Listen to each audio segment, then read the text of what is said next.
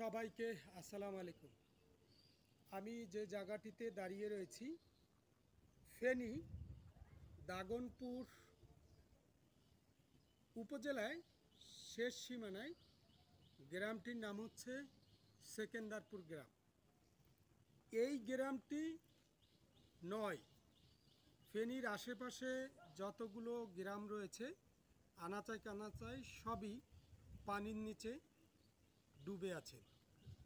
তবে এই এলাকার লোকজন ঘর বাড়ি ছেড়ে চলে যাচ্ছেন শহরের দিকে, কারণ আজকে আরও পানি বেড়েছে। এই এলাকায় কোনো সাহায্য সহযোগিতা এখন পর্যন্ত বাজি ভালো আছেন নি? এখন কি পানি বাড়ছে না কমছে? বাড়ছে নি। কবে থেকে বাড়ছে? কালকের থেকে আজকে আরো বেশি বাড়ছে। তো আপনারা কিভাবে খাওয়া দাওয়া করছেন, কিভাবে কি করছেন? খাওয়া দাওয়া তো কোনো দিক থেকে আসতেছে না, এমনি মনে করেন নিজেরা টুকিটাকি কোনো রকমে চলে গেল।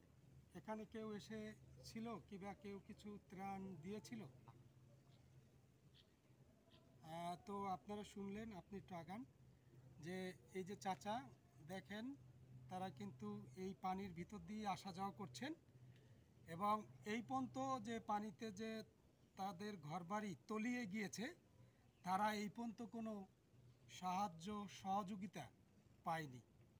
কারণ এখানে যে মূল সমস্যা, এখানে যে পানি হয়েছে একতলা বিল্ডিং পর্যন্ত তলিয়ে গিয়েছে। খাবারের পানির সমস্যা তো রয়েছেই, এবং সেই সাথে খাদ্যর যে সমস্যা সেটাও আছে। এ পর্যন্ত কিন্তু রান্না করার চুলাটা পর্যন্ত নেই। কি কোনো খাবার দাবার দিয়ে গেছে কেউ? না। তা আপনাদের তো রান্না বান্না খাওয়া দাওয়ায় তো অসুবিধা না? আমরা তো রান্দায় চলে যাই। আজকে কি পানি বাড়ছে না কমছে? বাড়ছে, কালকে চলে গেছি আমরা, বাড়ছে খাটের উপর। আপনারা আমার ছবিতে দেখতে পাচ্ছেন যে ঘরবাড়িগুলো কিন্তু সব ডুবে গেছে।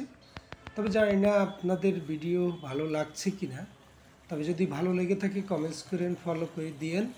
হয়তো সাউন্ডটা একটু কম পেতে পারেন আপনাদের, সেই জন্য সামনের দিকে আগাই যাচ্ছি যেন সাউন্ড কোয়ালিটিটা ভালো পান। তবে বেশি কিছু বলবো না। আসসালামু আলাইকুম।